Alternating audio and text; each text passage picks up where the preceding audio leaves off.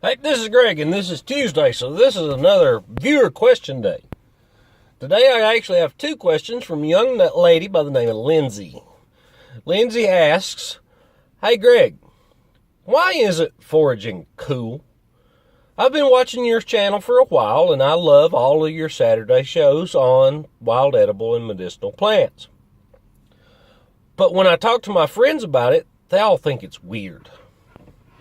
Well, Lindsay, you didn't say how old you are, but I appreciate you being in the community.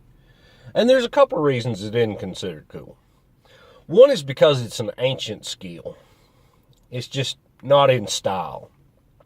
Foraging has been around as long as there's been people.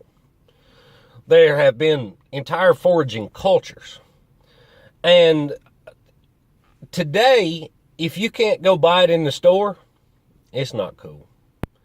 Now, it's interesting to me that foraging for food isn't cool, but herbal medicine is gaining traction. Now, the reason that I think that's the case is because, one is modern medicine's got so blame expensive.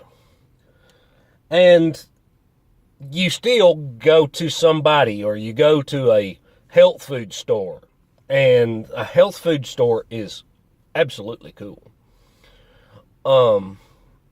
But if you were to try to talk to the same people that go to the health food store and try to say, hey, that same thing that you're buying in that capsule is that right there, I don't think it would carry the same weight. People have been convinced that they can't do anything for themselves. They have to go to somebody who's an expert. Now, I have a lot of people that look to me, they ask me questions, they ask me how they can treat this or how they can treat that or how they can do this or how they can do that. And I always, I do my disclaimer that, I'm self-taught now, but it's generally people who are into foraging and into natural medicine are older folks. My age, or, well, you don't have to be as old as I am to be into it. It's actually growing quite a bit. But still, there's a lot of people that aren't comfortable enough with the idea of them making things that improve their own wellness and fitness. And until it starts permeating the rest of society again, it's not going to be cool. Now, it's interesting to me that it is growing in modern society. There was a television show on the BBC called Merlin that talked about potions and tinctures and all of this quite a bit. But it kind of pigeonholed it to, the mystical.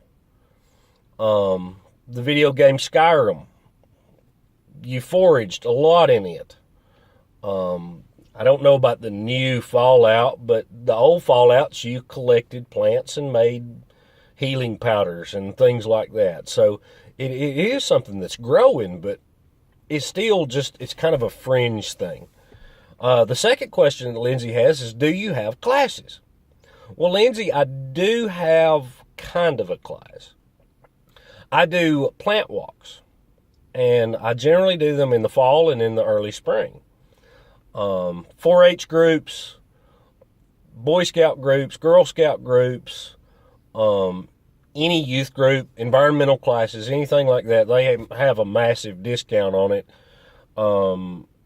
And I do a handout of all the plants that we'll see on a particular route. Now, the way that I do a plant walk is I find out someplace that's close to you, and I have kind of a range that I cover right now until the channel gets a little bigger or I have requests or whatever, and I have a handout that goes this plant, this plant, this plant, this plant, this plant, and has pictures of each plant, and I hand them out.